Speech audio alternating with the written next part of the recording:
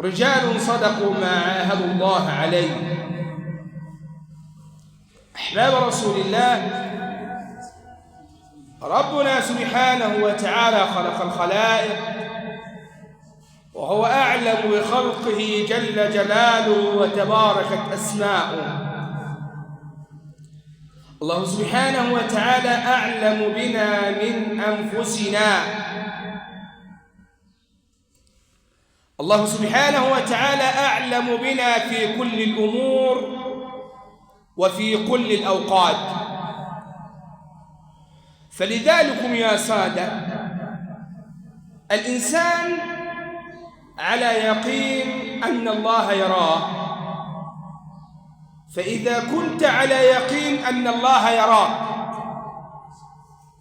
فكيف يراك ربك على معصية؟ كيف يراك ربك على غير طاعة؟ كيف يراك ربك سبحانه وتعالى وأنت عاصيا له؟ أضمنت الحياة؟ أضمنت التوبة؟ الإنسان يا سادة يكون مخيرا يفعل ما يشاء وقت ما شاء. إذا أراد الصلاة قام فصلى، إذا أراد الإنفاق أنفق، إذا أراد الصدقة تصدق، إذا أراد كذا وكذا وكذا له أن يفعل جميع ما يريد. ثم بعد ذلك تأتي الستارة الحقيقية، أنا أسميها أنها ستارة حقيقية. صلينا على رسول الله. كيف أنها ستارة حقيقية؟ يا سادة، ما نحن نعيش فيه من نعيم إنما هو نعيم زائل. كل نعيم في الدنيا نعيم زائل. وسبحان الله يقلب ربنا سبحانه وتعالى القلوب، ويقلب ربنا سبحانه وتعالى الظروف، ويقلب الله سبحانه وتعالى جميع الأمور من طرفة عين لأخرى. يعني تلاقي راجل مثلا فقير في لحظات قدر الله سبحانه وتعالى له الغنى، وتجد أيضا رجلا غني في لحظات تجد هذا العبد رزق الفقر. سبحان الله، دوام الحال من المحال. فلذلك من عدم استقرار الحال أيضا ضمان الحياة. محدش عارف رمضان اللي جاي بعد أيام هيجي علينا وإحنا أحياء ولا غير أحياء، محدش عارف.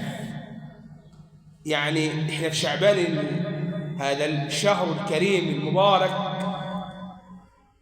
كان في أشخاص كثيرة معانا في شعبان الماضي وهم الآن تحت التراب.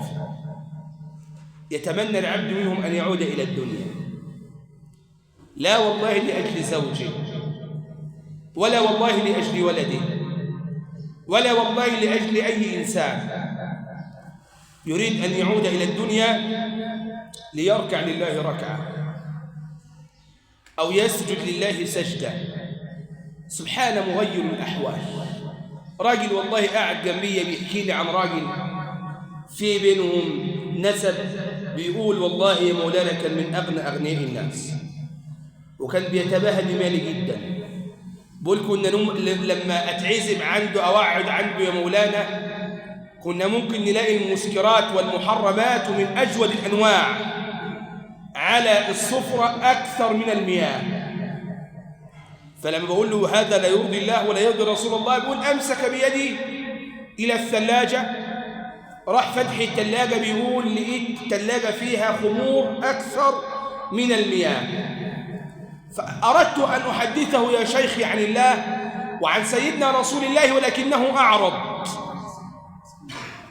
المشكلة ليست هنا، المشكلة أنه قال له بص يا فلان، أنا عندي فلوس لو ولعت فيها هتفضل مولع لمدة شهر قدام. وعندي فلوس لو قعدت أكل فيها كده أكل هشبع ليوم القيامة ومش هبقى محتاج حاجة. وبدأ الرجل يتباهى بماله وقد نسي.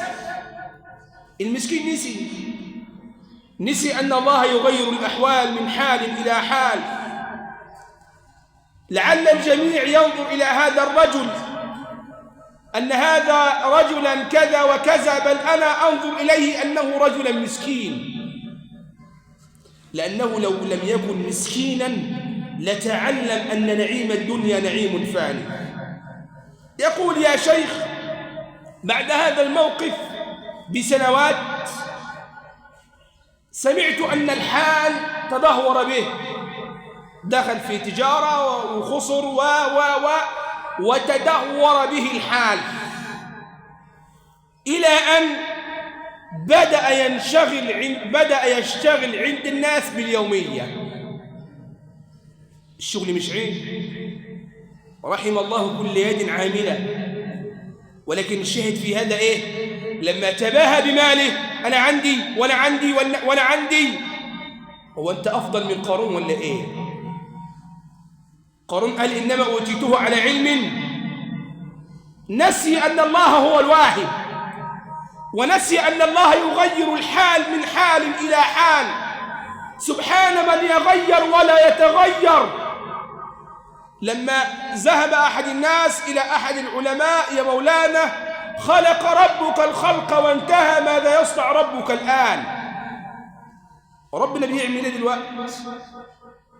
الرجل أو العالم وقف حائرا ويفكر: خلق ربنا الخلائق، ماذا يصنع ربك الآن؟ صلوا على رسول الله. وبدأ الرجل هذا العالم بدأ يصلي على حضرة رسول الله، بدأ كده يقعد ويصلي على حضرة رسول الله. يعلم أن الصلاة على رسول الله تأتي بالفرج، يتأكد أن الصلاة على رسول الله رحمة، يتأكد أن الصلاة على رسول الله استقرار نفسي. بدأ يصلي على حضرة رسول الله إلى أن أتاه صاحب المقام الرفيع في المنام: صلوا على سيد الأنام. قالوا: سيدنا النبي في المنام. قال له: يا رسول الله، خلق الله الخلق وانتهى، ماذا يصنع ربك الآن؟ قال: يرفع أقوام ويضع آخرين، يعز من يشاء ويذل من يشاء، بيده الخير، إنه على كل شيء قدير.